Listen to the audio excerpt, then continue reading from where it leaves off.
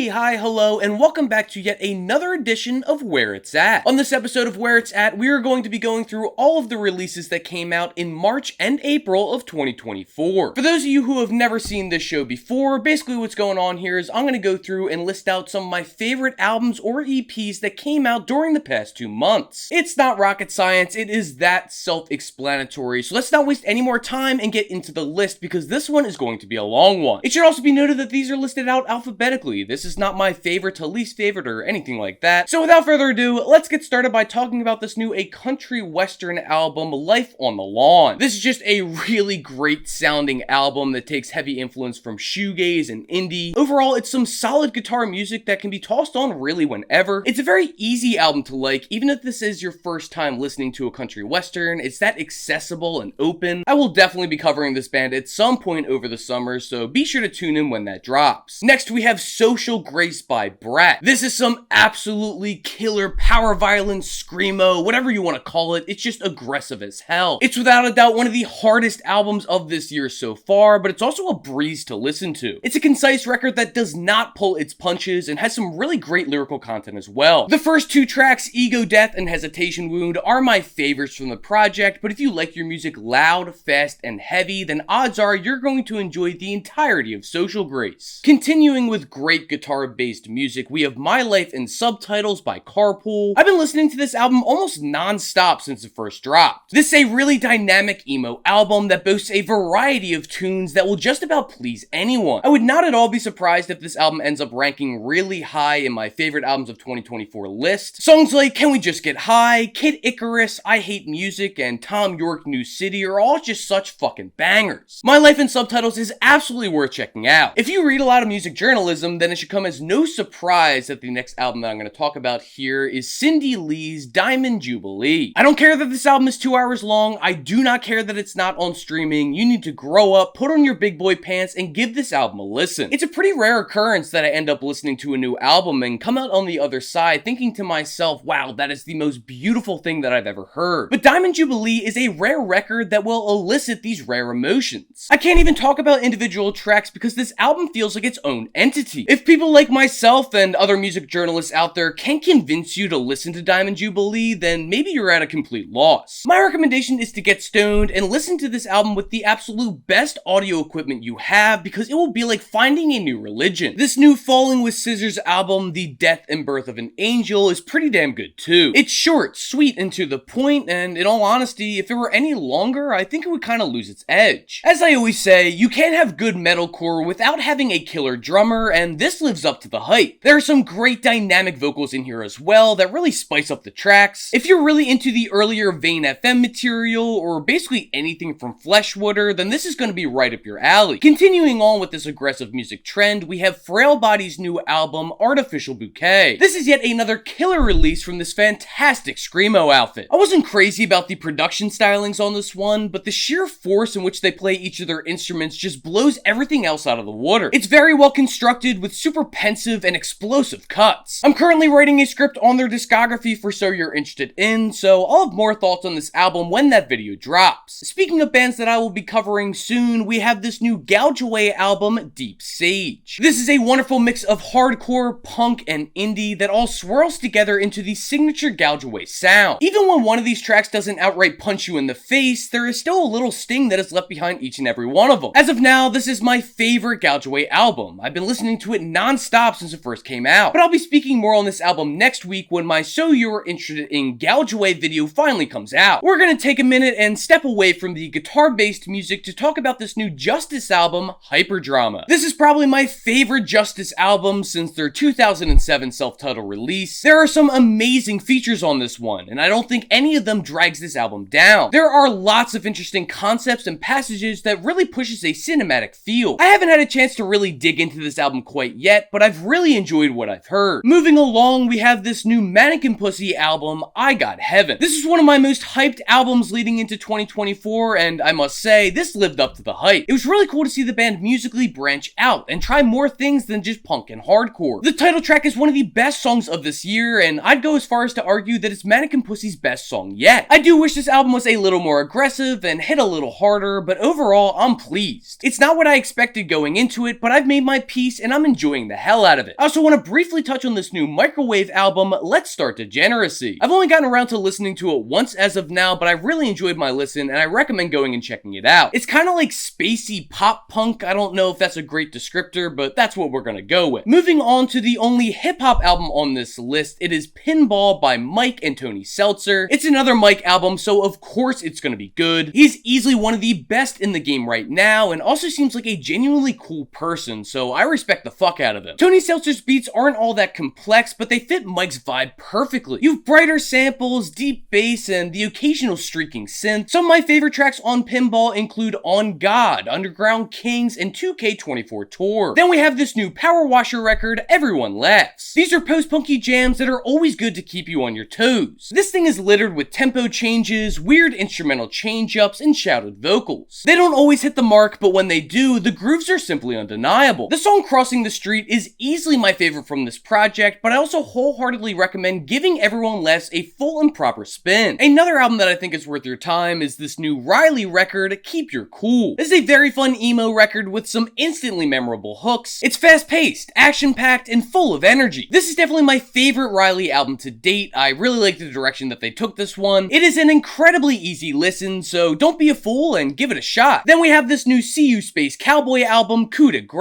All I gotta say is metalcore is back, bitches. I'm not quite sure if this is my favorite CU Space Cowboy album yet, but it's a damn strong contender. This album fucking rips, and all the features are home runs. I really dig the pacing, presentation, and production of this project. Generally, this is the best that you can ask for when listening to modern metalcore. Moving right along, we have Playing Favorites by Sheermag. Not gonna speak too long on this one, as I literally just did release a video on Sheermag's discography last week, so please go ahead and check that out. But yeah, I really like this album. I think it sounds great. There are so many different musical approaches here while still being entirely Sheermag. I have a feeling that Playing Favorites will rank pretty highly on my year-end lists, and for good reason. If you love some good old-fashioned rock and roll, then toss this sucker on. Then we have one of the few hardcore albums on this list, that would be This Is All We Ever Get by Spaced. If this is what the world is going to look like post-Glow On, then things are looking pretty good. This band should absolutely be blowing up soon. This project just has so many great riffs and solid production. The hooks are massive, catchy, and inviting. Songs like Landslide and Rat Race are fucking bangers, and I can't get enough of them. Then we have this new Topiary Creatures album, The Metaphysical Tech Support Hotline. This thing is stuffed to the gills with great emo tracks. Some of these songs are light and airy, while other ones are heavy and crushing. It's an eclectic mix of tunes that surprisingly has a lot of cohesion. There's also a lot of pop sensibility in here as well, even if it isn't overt on a first listen. And to close out the albums portion of this video, we're gonna touch on the new Waxahachie project, Tiger's Blood. Man, this is some good-ass country. This album has an abundance of great hooks and witty lyrics. I love the overall approach to the guitar tones on this project, and her vocals are simply incredible. I wasn't crazy about St. Cloud when it dropped a couple of years ago, but I'm beginning to think that I need to go back and give that album another shot. If you have not checked out Tiger's Blood yet, then I highly recommend that you rectify that. Okay, now that we're done with the albums, let's start talking about some EPs, starting off with this new Cheem project, Fast Fashion. These dudes understand making pop music just about as much as they understand making punk and emo, which is a lot. I'm a huge fan of this EP, even if I didn't love all the songs. Every single song on this EP has its own unique flair, and I know that that could be said about the entirety of Cheem's catalog, but they really go all out with Fast Fashion. I'm currently working on a Cheem-focused video, so you'll be learning much more about this band in the coming weeks. Then we have this new EP from Maruha, Kamla's Well. The hype for this band is very real and very warranted. This is easily some of the best post-punk music to come out over the past couple of years. They absolutely annihilate the emotional side of things. Everything about this EP kicks ass, especially the horns that are just simply magnificent. I desperately need this band to release a full-length album because these short EPs just aren't cutting it. Next up, we have Lemon on Plastic by Perennial. This is a very cool EP from this art punk group. Some of these tracks are loud and fast punk cuts, while others are cool electronic instrumental pieces. This is an eclectic project to say the very least, and Perennial always seems to do their best when they branch out into new forms of music. Perennial also just announced they'll be releasing a new album in June, so it's safe to say that I will be covering this band in the near future. And finally, to close out this probably very long video, we have Slam Tona 500 by Restrictor Plate. This, ladies and germs, is some death metal greatness. This whole project is fucking sick, with huge riffs and disgusting vocals. If you're gonna sample the amazing audio clip that goes God bless our troops, God bless America, and gentlemen start your engines, then you're gonna have me hooked hooked instantly. Slamtona 500 is much more than just a meme, which is great because I've been spinning this shit non-stop. Seriously, if you like heavy shit, do not pass up on this EP. And yeah, that is going to do it for this edition of Where It's At. If you think that I missed one of the best albums or EPs from March or April of 2024, head on down to the comment section and let me know. I'll admit, I know that I didn't get a chance to listen to all of the projects that I wanted to in the past 2 months, so please put me onto anything that I might have missed. And if you think that a comment section lacks the personal touch, then might I recommend joining the official Forever Spinning Discord server. We're in there talking old music, new music, hot takes, fresh finds, and everything in between. I know for a fact that I've sent many of these projects straight into the Discord as soon as I hear them, so if you want to be on the cutting edge of music listening and never miss a new project, then I recommend you joining. We'd love to have you. And if you haven't done so already, please be sure to subscribe to Forever Spinning. I put up new videos just like this every other month, along with other shows that I do, such as So You're Interested In, Stacks of Wax, and The Variety Show. Being subscribed not only helps me out, but it also let you know when these new videos drop. And that is just about going to do it, outside of my usual reminder for you to go out and support your local record store if you were able to, along with the local artist in your area. And well, till I see you next time, happy listening.